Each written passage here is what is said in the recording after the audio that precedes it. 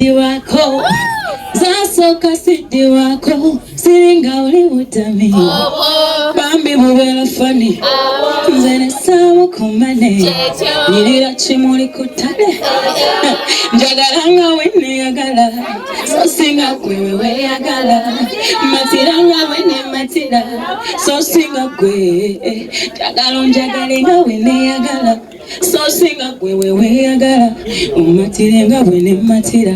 Sister, my friend, my matron. I'm a matron. Is a matron. Thank you for taking the initiative, hosting ndozangena kwa support and akoso Uganda webale nnyo okubeera nga bakkiriza. Sandra, I really appreciate you. I am so emotional. I'm sorry if I get emotional. Stand up. We don't see you. I stand up? No. Okay. And I'm really not a good talker, as you know. See my kogera my nengenda kugezaako ndoza kansokere tebo gyendiko right pia buli muntu kyayogedde kintutteko ku mutima sijja kiddamu olw'obudde. But I really appreciate your kind words and thank you kubanga teweerabira that time, and I genuinely loved you regardless of everything that you know, they were trying to drag us, but we have never been enemies, guys. Never, we have never fought, and I'm so proud of how far you have come. You know, I love you so much. You are one of the people abajanga mu inbox yange on Snap ng'onsaba concert, and nga sinaba nakusalawo. Actually, I really appreciate that you believed in me. You took that extra mile. Yampanga bu message bungi meanwhile bungi era bwe kije buli. So finally we are here. I think timing ya Katonda ebiranga ntuufu. That's what I believe. It's never too late. And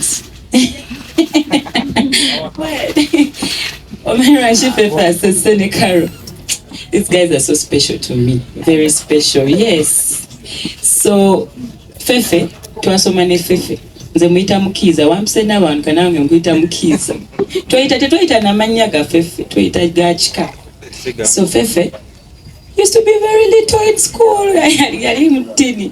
Ngali a class below me. Nalinga mu senior 3 ngajja mu 2. Ali mu 2 nengena mu 4 like that. Twali mu O level.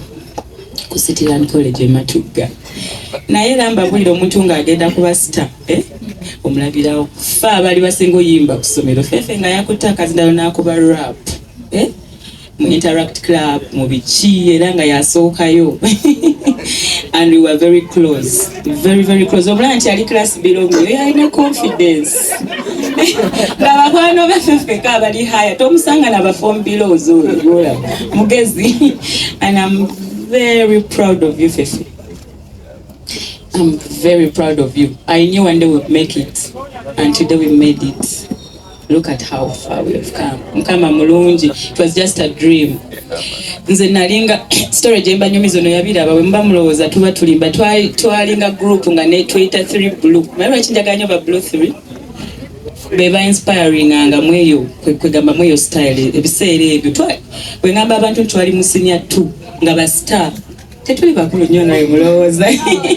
So we used to sing. I used to be Lilian Babas. Ona amanyi omulala omuwala yali Jackie n'omulala. So bano be bali bagiye ne Uzamba baani nga wetukola bino nga Fefe yajja n'ankola bwati. You know, it's beautiful and we have the pictures. Maybe on my concert they will share some pictures. It'll be beautiful. Mubarabu. And I'm proud of you. It won't take long. Carol, first of all, thank you so much. People don't know. Nti no wampa omukisa okubeera godmother wa King.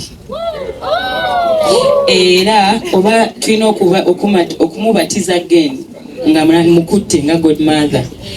And Carol has a very beautiful baby boy. And I'm proud that you took that decision. Sichangu. Like Mommy said, look at us. I wish I gave birth like 8 years ago, nga 23 or 22. Okula n'omwana was beautiful. So, and as I was in obudde, okitegeera kati. And you know, I love, God knows, mwena mumanyi how much I love kids. So I'm nkwegomba Carol, and may God protect your baby boy, and I'm so proud of you. Kulika concert, webale kubanga holiday call yaffe nogirawo. Ate nze Carol concert yesaaliwo nali Fort Portal. Bali babukinga that show nga so anagisazamu. But the fact that you came means a lot. But anyway, you never always supported you and loved you, and I'll never stop. The fact that muli bakyala nga muli wano pia, I'm even speechless. Kuba nice banji, but you guys made it. So now I'm really seeing who my friends are, and I really appreciate you guys so much. N'abataze bambi waliwo abataze nga tebusinti tebaagala shitaliiwo shibataliiwo nina yafunye accident motoka ye teri bulungi banji bambi they would all be here. So I love you guys so much. Mami singa nsobola ofukamira waneeno senga nfukamira nga njogera ku mami mama wange waatali wano kati gwe kiti yegwe mami kati ate era you've always been kubanga nze mami bwe twogera ku simu ngamba mwala wange teyera biragamba ndabira omukadde nakanwa omugabi munnange, you know. I love that you love my mami teta nabana mu meeting bayogera kundoza ku simu something, but era plan yange ya 60 wajukira we yaweze emyaka 6 nali njagala kuleeta kubanga guess what gwe gwasinga okwaga era agamba mugabi munnange Irene tubeera ku party Christmas biki we batakuba vayo nzine vayo mama wange tanyumira okitegera ate amaganda agakuba. So mami webale kubeeranga, you don't judge me, you've never judged me. Mami's okumanya obukulu ndowooza. Mami doesn't judge someone because beyond your dress code, beyond whatever of how the generation katibwetutwala kubanga we are in the music industry and this is art, and mami knows. Mami atunulira nnyo omutima gw'omuntu. I've come to realize that mami bana abakyala bonna I'm sure buli muyimbi omuto mami onogola you find her interacting with them ne ku social media era mami zicomment oziraba ku baana abato abaliwo bonna.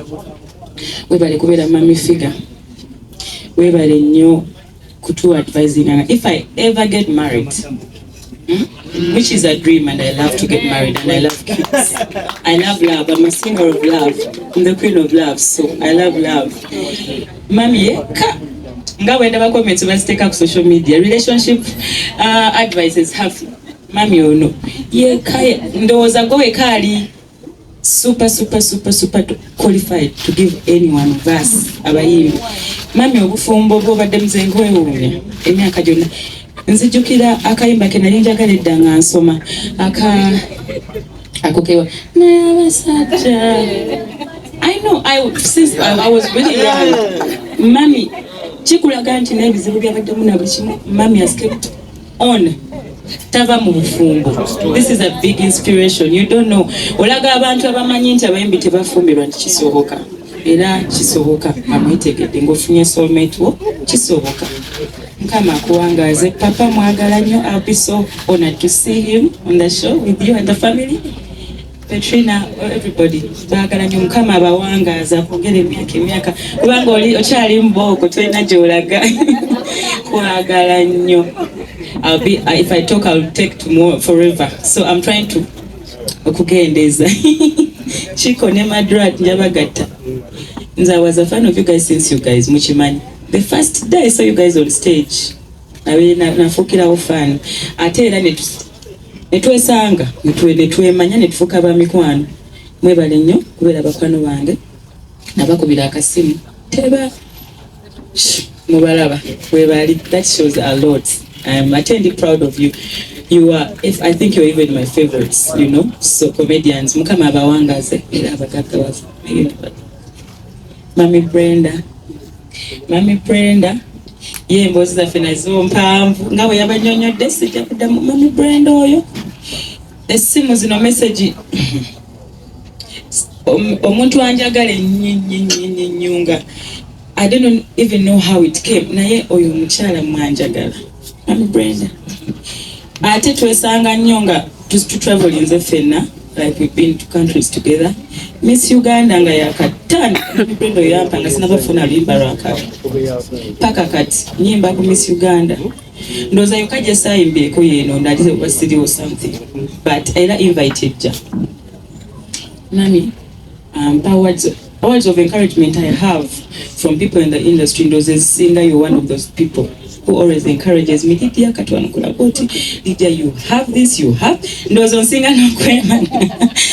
And I really thank you for that. Webale kirizamu, and I promise you I'll make you proud. Wali wetwogera tujja tuukaawo. I know that abantu abandi bakimanye kya management kyogeddeko kan cheating ko katonoze. People know that's one of the issues, and honestly buli gundi ze muwulidde, I'm not that bad person. You will know nti abantu abakoze nange era waliwo reasons ezaali beyond what measurable, you know. But I would love to thank them. Balinga babiri balina we banzita ne bantuusa. And I thank God that I'm still standing. Mami, thank you very much. Mukama nga nkwatiddeko olumala concert njagala nnoonye team era kyendiko njagala manager ntekamu sente nga kubanga nze nkimanyi nange kyensobola okukola kyoyogerako nkimanyi. It's just the money, the management, that I have friends, you people I talk to, don't just ajja ne mu inbox yange. That's how big it is. Yangamba na Lydia, why don't Ugandan artists travel? Like you guys, lwaki temujjaako eno mufunayo wiiki 2-3 baba manyi kyangu, because baba gaggezi okwegamba ajja nacheka in Serena nabeera Uganda 2 weeks nakola noli. You know those guys will give you conditions to work with them. You want to work with Tiwa Savage, Ira, esente nyingi okusasula ka video akakola ki ne promotion, and you know for them it's worldwide, see just Nigeria bawano. So you know kwesibachi naye tekiri nti tebatulaba era messages zirina wano era bakwano bange bangi Pakistan Omale, all of them. So I'm just waiting for that time kama bwana banpadde ekisa nenfuna omuntu asobola okunkolera ebintu ebyo.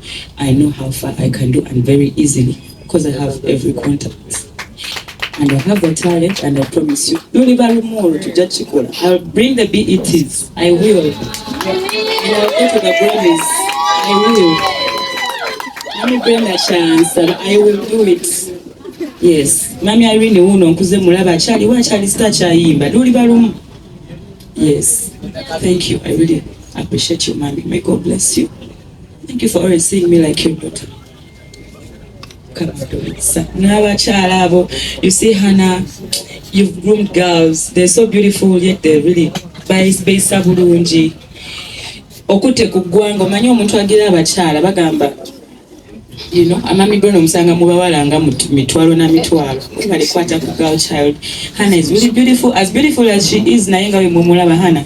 I called Hannah one time. And Hannah era mchimanyi abana bokere. So for us tuba tumanye ekituufu, and we know, you know, tuba tumanye ekiriwo, and that's why you see sometimes I never come out to explain or to, you know, everything. Kubanga feno tuba tukola ki. I really love you, Hannah. You're so beautiful and yet so also humble. Thank you for honoring. Thank you for leading the country. I wish you good luck in Miss Uganda. What is it? Miss World, sorry. I really wish you 9th March. Make us proud. We're behind you. Prima, Mama so you make me cover neza simani. Mama so ngazina bana kufuna hit. Paka kati. Banange kine kintu kibalage mukume mikwano. You never know what tomorrow holds. So senga twali bantu babi abantu abasinga bano bamanyide mami bende maka mingi nyonyo. So it's very rare in the industry, because you know people are here for the showbiz and for the kagamba mubimanyi naye. I really appreciate you, Prima. You've always supported me from day one. Akaibaka-Geosteady waliwo single couple shinga nekandeta, you know. Thank you very much. I'm proud of you and everything. You're a very smart business lady. Like she said, yes, Jim Ojagala Tori. Thank you for coming. I appreciate you so much. Viviani. It was just a caller where she called me. I don't know why you chose me. Now I know. Vivian loves me. I did. Okay, now kuvakumbaga namanya Vivian anjagala nnyo, and you're so beautiful. You keep your color. You're so beautiful in your color. Please keep your colors and melanin ambassador. You're pretty just the way you are. And you're so talented as well. I'm happy for you. Come and I wish this for you one day, and you're going to, all of you, but here it is. Time it happens. Oh my God. If I've missed out, Ava is so sweet, you guys. I've never said she's the sweetest girl. Yeah, they tell you we have to say Sawa Satu. We gave her a call. I'm actually, she said I'm humbled. She's so nice. Mama supporting it. She has beautiful music. You please support her. She has a bright future. She's so pretty and she's so talented and hardworking. I've tried. I always save the best for last, Kati. Nasoseba hosts, I want to thank my LJ addicts. Thank you so much for 10. Natandika 20. Yali end of 2013. Katimbala 2014. Natandika kaimba nakata mu December 2013. Aka, you know I need you. Aka rabadaba. Mukajukira. You know I'm all for you. Era rabadaba bwaba kati ali Bulaya. Nandibadde njagala ajje tukayimbe. So because it's my baby. So nalimu second year campus. I'm second year campus ku Multitech wali business school, but I didn't give up on school. Nabeerayo nekakwata netandika obeera ebizibu. You know how you have a hit song ate ng'oli kusomero nga si byangu naye neŋŋamba, because my mom yaŋŋamba byonna bikole naye njagala mwana musooka okola ekyo graduating, and I did in 2015 with a bachelor's in business administration and management, and I got a first degree. So tuli bayimbi naye okusoma tukwagala. Obanga oli muyimbi muteeyo, soma okuyimba kubeerawo tekuvaawo. Soma kikuyamba kubanga okuyimba tekumala, olina okwongerako ebirala awo maaso awo. So bwe najja nenzijaawo Semwe, nenzija Nkubanja. I was a backup artist of Lydia and Weasel when I was in campus. That is how I met my first manager. Nankwatakawo netujja na I think baali bayawukanye ne Lydia and Weasel netutandika TNS eyo. Olaba obufaananyi obukadde, you see me, Shiba, Palaso, Omugenzi Eke, Saha, Bakri. So that was the journey. Netugenda ebimanya ebya group netujja tetwakyawukana bubi, just twagamba katwetongoze fekka. Netwetongoza around 2016. Netujja 18. So 2016 when I got in Coke Studio, I was number 3 by the way, guys, in Coke Studio. I think that's how I got many contacts that I have. I thank my manager for that. That was actually is one of the biggest stages I've had. Sija kubeera ungrateful, no. I really appreciate that, and he did a lot. So nenzija manager Mroni Mulindwa nankwatako. We had a contract twayawukana biba nani nga bwe mubiyogera, contract ya 3 years. Nagenda alina byakola ebirala bingi, you know, and you know with the journey si byangu ebyabawala ebyaffe sente kasente biki bambi ate ye yali mulungi temusala kigambo kyonna. He's one of those people who are very professional and nice. Paka kati nina team LJ right now. Nasalawo neŋŋamba si addicts. Team LJ music, Lydia Jazmine music, bano baroni bakabendera Aziz. Nina team nene, nina aba IT managers, I'm trying to create a team, mami. Actually that's how we deal with the team, and it's really amazing. Bakola, they're really nice and they're very professional. Bebazanyo bakabendera, they don't sleep. Aba baroni.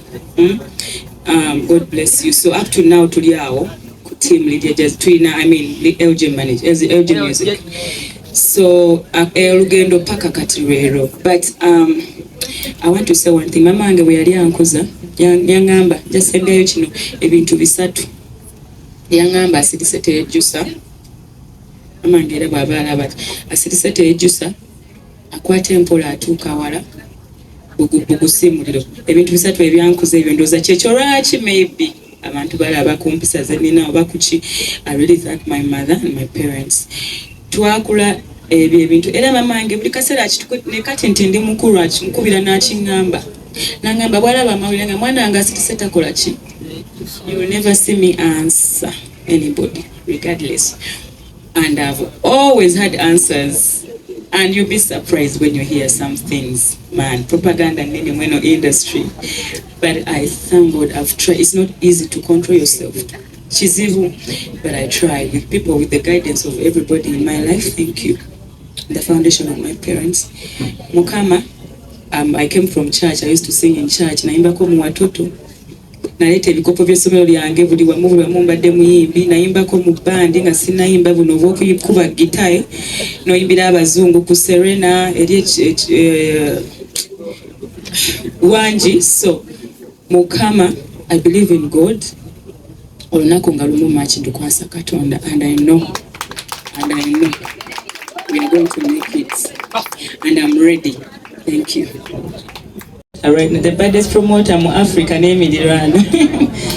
This person believed in me. Mumanyi story je nabagamba nti waliwo omuntu ayagala okumbukinga ne bamugamba Lydia. Lydia, oli yamugamba Lydia sekati. I think that time when nakolera kapesa, and after, is it after COVID? Immediately after COVID or before COVID? Remember, that shows you katinti mami omwami yajjanga tewali yamukubira yayita meeting ne manager nalina namugamba njagala tegeka Lydia nga teyevuza nga talina kyamusabe talina septalina ki oli namugamba Lydia tanabatuuka muleke kati nze omwami oyo yange nangamba sabimanya that time nakabimanya kati bwe mu meetings at this time kujja on board. So nze yangamba sirabangako muntu atandinga offer eya promoters okuteekamu okutegeka omuntu kubanga we yandwadde Freedom City kalinga abalala bazikuba n'obuyimba kayimba kamu you know. So nangamba sirangako manager ko promoter nga yagenda oteeka buli kimu nangamba naye tofaayo. This time we musanze we namanya ebintu ebyo by the way sabimanya tetumanyanga bintu ebyo wobeera mu management. There's so many things you don't know. And to make it proper with the management, I've never had any issues or kugoba any manager. Nti nkugobye nkoze hit genda nti oba okoze otya. Banaye mbabwire ba manager bafe abakwata abayimbi bulungi professional basamwe ekitiibwa mwebale si kyangu naddala fe abaana abawala bafaanana bwetu si kyangu mami ng'ate musajja mbeebaze era mbateekamu ekitiibwa ng'alina promoter omusajja ng'ali professional, and I mean professional, ng'akola emirimu ng'ateekamu. Mukama alimpayo omu bw'atyo nange lumu. And after the concert nkiriko nnyo because ngenda kuta album bagita the one and only, and it can go, if I listen to it I get chills nange nze kennyini. I start even worrying how I'm going to release it. So I hope one day I can get some. When Swano Tandikira Mami Kuchiri, I have the most beautiful album that people will listen to this year. Anyways, about I haven't forgotten anything. It's too much. Thank you to the Batimba birthdays and everyone. Simply Cocktails. Thank you. This is so beautiful. So on about my concert, Agita Firstborn, it's my very first concert. I don't know how to really explain the feeling. It's mixed. It's excitement, at it's scary, at it's mixed feelings. Kubanga, sichikolanga, you all understand that. But I want to promise everyone on first match again do kucha. Mugena laba, by the way, setting agenda chukam era nga betwayogedde. We won't disclose that. We have a lot of things we are going to do different, and you'll love it and you'll enjoy it. Just jagala basaba mujje banaye mwena abali eyo mugule table abayimbi mbasaba mugule table mujje mutuule nga nze kuya saha twali ku table kuya tutira ofuna table. I always do that. Kuya fiki kuya zizi. So me, I love to, I believe the way you can support an artist more is buying a table than coming and fighting backstage to perform. When you're going to perform, baba bagenda era buli agenda oyimba tugenda mukubira essimu. You know, so if not that, I love to sit and watch the artists shine. I've always done that and I enjoy it. Kundi abadde ngamba karo wali mu parking nti abadde ku yafiki bwato nga bali ku table ne banyumirwa nga bazina banyumirwa, you know. It's beautiful to watch, right? mbasaba batannakula mu supporting abayimbi, and I promise I always do. I always do. Okay, and ordinary tickets mwena abaliyo mitwalo 2.5 million besunze. I don't want to say what just come and see what I'm going to do, because it's the first concert. I want to do my best, and I'm going to do my best. So about my journey, I had forgotten natandika okuyimba briefly banzijukiza wano, because that would be wrong if I don't talk about it. Najja mu 20 yali end of 2013 kati mbala 2014 natandika akayimba nakata mu December 2013 aka you know I need you aka rabadaba mukajukira you know I'm all for you era rabadaba bwaba nakuba kati ali Bulaya nandibadde njagala ajje tukayimbe, so because it's my baby. So nalimu second year campus. I'm second year campus ku Mulekere wali business school, but I didn't give up on school. Nabeerayo nekakwata netandikobera ebizibu. You know how you have a hit song ate ng'oli kusomero nga si byangu naye neŋŋamba, because my mom yangamba byonna bikole naye njagala mwana musooka okola ekyo graduating, and I did in 2015 with a bachelor's in business administration and management, and I got a first degree. So tuli bayimbi naye kusoma tukwagala obanga oli muyimbi muteeyo soma okuyimba kubeerawo tekuvaawo, soma kikuyamba kubanga okuyimba tekumala, olina okwongerako ebirala awo maaso awo. So bwe najja nenzijaawo Semwe, nenzija Nkubanja. I was a backup artist of Lydia and Weasel when I was in campus. That is how I met my first manager. Nankwatakawo netujja na I think bali bayawukanye ne Lydia and Weasel netutandika TNS eyo. Olaba obufaananyi obukadde, you see me, Shiba, Palaso, Omugenzi Eke, Saha, Bakri. So that was the journey. Netugenda bibimanya ebya group netujja tetwatawukana bubi, just twagamba katwetongoze feka netwetongoza around 2016. Netujja 18. So 2016 when I got in Coke Studio, I was number 3 by the way, guys, in Coke Studio. I think that's how I got many contacts that I have. I thank my manager for that. That was actually is one of the biggest stages I've had. Sija kubeera ungrateful, no. I really appreciate that, and he did a lot. So nenzija manager Mroni Mulindwa nankwatako. We had a contract twayawukana biba nani nga bemubiyogera, contract ya 3 years. Again, alina byakola ebirala bingi, you know, and you know with the journey si byangu ebyabawala ebyaffe sente kasente biki bambi ate ye yali mulungi temusala kigambo kyonna. He's one of those people who are very professional and nice.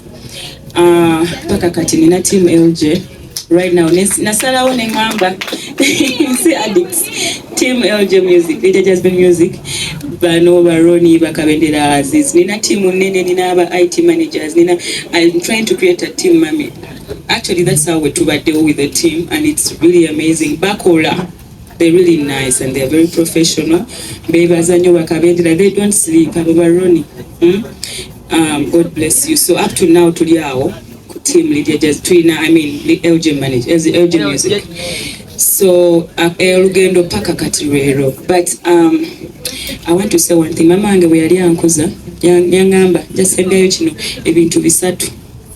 Yangamba asirise tejjusa. Mama wange era bw'aba alaba asirise tejjusa, akwata empola atuuka wala bugusimuliro. Ebintu bisatu ebyankuza ebyo ndooza kyekyo lwaki maybe abantu balaba ku mpisa ze nina oba kuki. I really thank my mother and my parents. Twakula ebyo ebintu era mama wange buli kaseera ne kati nti ndi mukulu akinkubira n'akiŋŋamba n'aŋŋamba bw'alaba amawulire nga mwana wange asirise takola ki. You will never see me answer anybody regardless, and I've always had answers, and you'll be surprised when you hear some things, man. Propaganda in the industry, but I thank God I've tried. It's not easy to control yourself, chizibu, but I try with people, with the guidance of everybody in my life. Thank you. The foundation of my parents. Mukama, I came from church. I used to sing in church. Naimbako mu watoto. Naleta ebikopo by'essomero lyange buli wamu mbadde muyimbi. Nayimbako mu bandi nga sinayimba buno obw'okuba gitae. Noyimbira abazungu ku Serena eri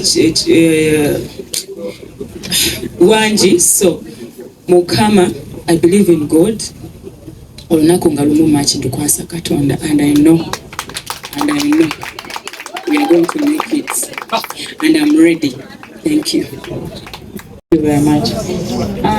Nga bwe nabagambye banaye munansonyiwa. I am not a person, I am not good ku bintu by'okwogera ennyo ebyo eby'entalo, because you know what? Some of those people are their own brands at some point, and bagamba omuntu bwakubisa omuliro nawe gusasuza muliro. Kati omuliro gunazikiza omuliro, okitegeera. Kati nze I decide, trust me, when I meet my girls, they know, I tell them, they know. And era ne bwenkyogera bwekyo nesimenya, saagala menya abantu balina ebintu bye okitegeera ne gamba ono oba kiri, nze I chose to take the blame, and it's okay. Okitegeera, I chose, maybe Lydia tamanagingika oba muzibu oba ali biki, it is okay. Abamanyi obalabe bamanyi, ate nze neemanyi kyekisinga obukulu ne Katonda. Saagala ntandike kulwana n'abantu ku media, senga banaye nalwana dda sisobola. So tubaleke mu biti byabwe, but I already advise the young artists, bakimanyi abawala, temukimanyi wamapia, yes, they know. N'abadde yabajja, please get calm. When you have talent, top up. Labira kunze, toka pa ono akusabe no manager, gundi, jango ochaileko, no genda I mean, but I saw someone saying, Bubansabye okujja ewaka, you know, nga ina promoter amukolera, oba DJ, oba, I don't know, that's the word. So, if you, anyway, when you're here for the business and the passion, you can always make it. Feturanye, we've made it, and we have not been like that. So, cut your head up. Atin, we recognize you.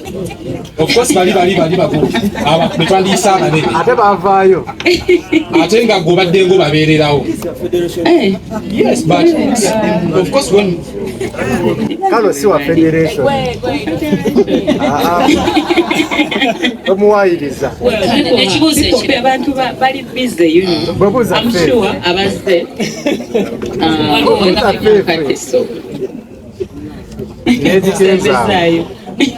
A special surprise, like I told you, I am outdoing myself. Jangu kusho. Oyagala njase ebyama. Golabe ujagala mbasa punga bochogedde ka surprise. Okitegeera esoba mujja pira babyonna. Sigana kugera linnya lyaba eryamuyimbi yenna nga nziramu question eyo naye. I'll tell you one thing.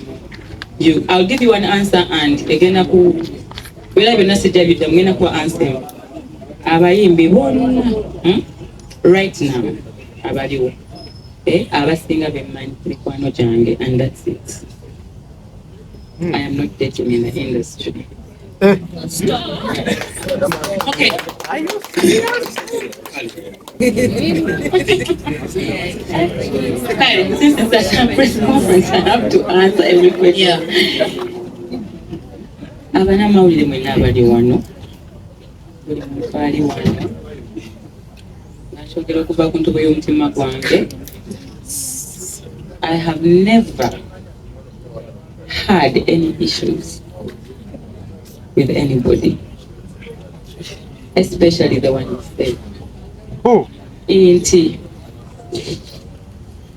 Nga bwe nabanyonyodde nti propaganda mu industry mungi, and reasons why I don't explain myself bye bino nga bw'obiraba nti abantu balina families, I respect people.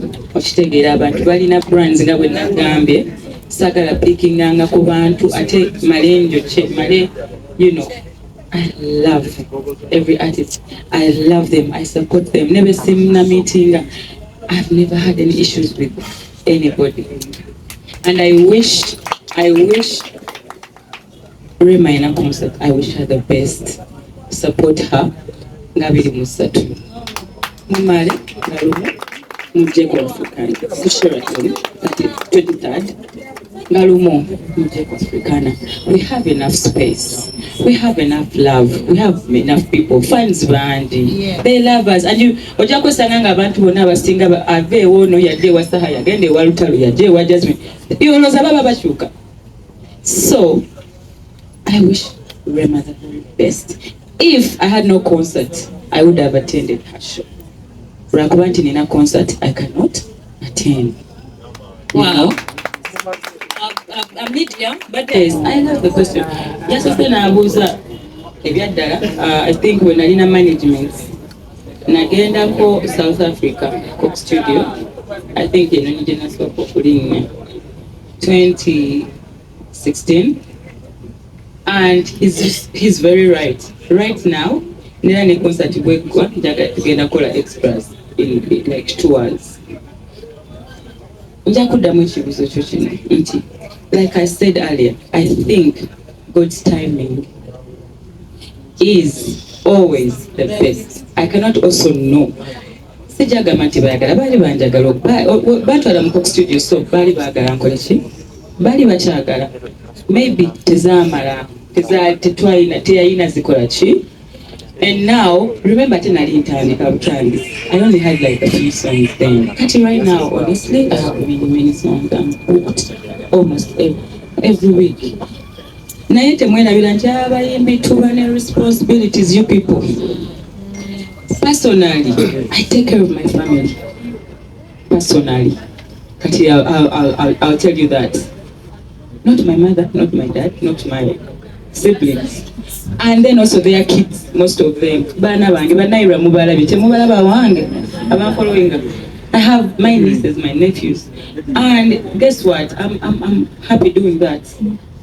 I cannot be nasobola okuleta ka physical term nesitakaleta ndeke mwana wa muganda wange aleme kusoma oba maama aleme kunywa ku mata okitegeera. This is now kati nze maama mwe muba mulaba abayimbi ne mulooza balina ssente naye makwano ebiri emabiga. I have an adopted daughter. Nze siri muntu wa kamera bingi bye mutamanyiiko. I have adopted daughters that I take care of kuva ku scratch nabajja mu orphanage. I just don't put them in the news. Mwamulabako lumundo za Maria Mata. The day namufuna nga ka baby kaine ebiri nyingi ziliwezi. She's so pretty, she's so beautiful. And music videos abayimbi basobola okuddamu ekintu ekyo. You people, music is expensive, temumanyi osobola obeera booked. Naye nga kati nanze kyenabaganya nti netaaga nina team, yes, naye era nze kyenkoze kyenkola kyezizaamu tiimu si yeteekamu ssente ate nga ate bo be bali ku payroll balinda omusaala. Okitegedde ekintu ekyo. So you people bingi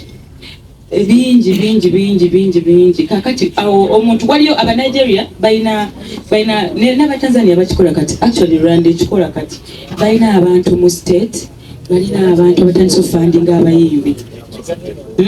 I've seen Rwanda, I've seen President Kagame, you guys. Nga akutte ku Bruce Melody yasinga kati Rwanda. Do you know why? Bamutademu sente anolimba ne Shaggy from Gab. You think kati nawe ngamba talina nyimba tabeera booked. But now you see, waliwo bintu bingi factors. Guy bamukutteko ina bro already oyo guy kati wakabi. Bamulina okusinga naye nga jozi ono Rwanda industry ebadde wet. Ati niyimbe oli produce. Naye kati batuli bati. In Nigeria, Magufuli bwe yafa Magufuli. Tanzania. Yali ateeka ssente mu bayimbi. I'm not saying president should, don't quote me wrong. I'm telling you, waliyo abantu mu state, waliyo abantu abagagga balina ssente nga zo, ate munange bw'oteekamu ofuna. Kubanga nze n'omala onteekamu, oba n'oteekamu pia. N'okwata Karono n'omugaya ng'agenda okukola oluyimba ne Chris Brown. But Davido, it's possible. They are doing it because of what? And you know how much money they are bringing in the country? Omanyi tourism werinnya nayo. Omanyi nti Nigeria katwina n'Abamerika babakola bati kati. Why? Bamanya trick eyo. Balina abagagga. I know guys I follow. Look at don't just you think it inoki. Mugagga ateekamu balina abayimbi bameka baakoze. Nayo manyi omugagga bwaliko afuna. So people forget music is a business. I wish we have people who know that music is a business. Tibwenteekamu oyo Lydia na blowing nga nagenda nayimba wali eri ne good. Ofuna na $1 million. Tugenda bane mu shillings. But okwekotogera okwo. Honestly, abayimbi tebazina ssente tebajja bagamba. And that's the fact. We need extra support. Okay. Kale, okwagala opakosa. Era mbeteekako nnyo nti wompereza message mpako kikyo ngamba. So tubadde tusaba nti ekya tags okuyingira mu Lydia Jazmine to be worked on a day before.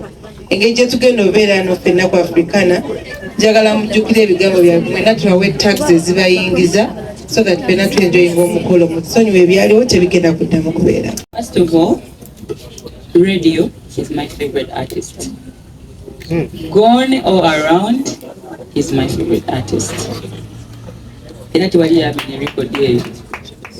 Secondly, I was very lucky. Omuntu gwe nayagala ennyo kubanga bwe natandika omulaba. Trust me, I think natandika owuliza nali mu high school.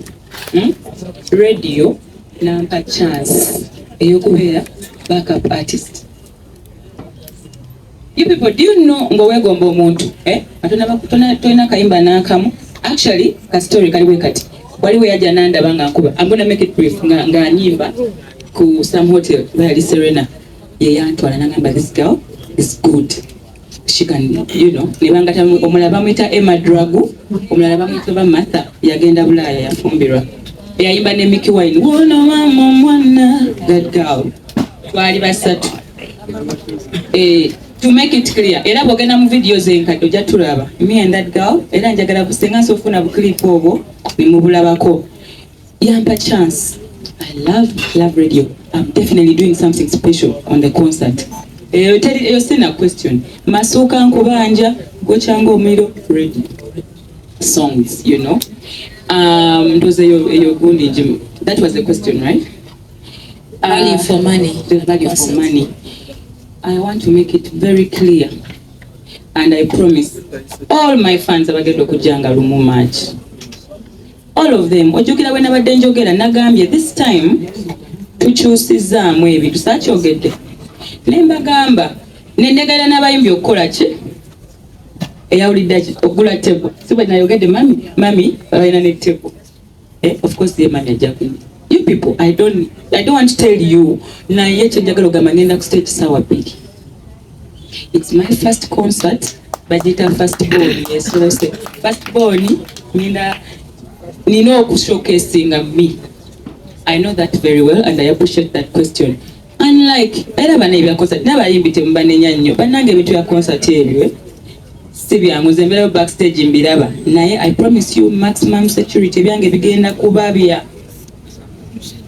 mwali kunkuka mwalaba we baleeta aba red top ne babeera nga bebatwala ku stage. Kakati if it means me doing that for me to have a very organized stage, I will do that, and for me to come on time and showcase. Okay, I think question ibadde faanagana mu here for the first concert.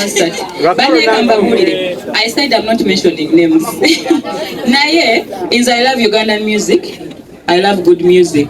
Buli ayimba oluyimba ne lunyumira nduwuliriza. Sirina buzibu ku luyimba n'olu. Okitegedde. Kale, guys, ambyeko akajja ono omwami alinako ennyimba nga 5 ono ba even more ono kyali wange mukimanyi naye zaakabi ono gayi wakabi ati ni mumulabi. I mean, you did no introduction. Abayimbi baleese style gye yaleeta nzijukira bajja ne fiiki bangi man ono gayi wakabi, and he's always been humble. This is another humble producer we have in Uganda. Producer brothers tukoze n'abangi mubalabye naye abasinga twabayise kikulaga ati nkyali ate wakabi nti wakabi abayimbi ati nteetaaga program nze ati tukola ati mugamba ati ninkuseeko wano nzija jangu ati has never declined me people njagala nkyogere wano nga he has never said I'm busy, don't come. Ati yakola good night or Rickman ati yakoze njagala nga bwe neyagala mukimanyi first born yon. Yes, ati yakuze ndi first born ataddi wako is ati non era wowe olubira ati non a bit ndi first born ataddi wako. So you guys, this guy ate mukimanyi n'aba media anti wako mu supporting nedda bambi. Okay, thank you so much. We've come super excited. I don't know. Nze kati ekindi ku mutima kiri kimu to deliver. Kati ze kambabudde manya abanyaganda bagenda kunsupporting. I'm not even worried about that. I am worried about what I'm going to give them. That mujje nga lumu match mbesunze. Okay.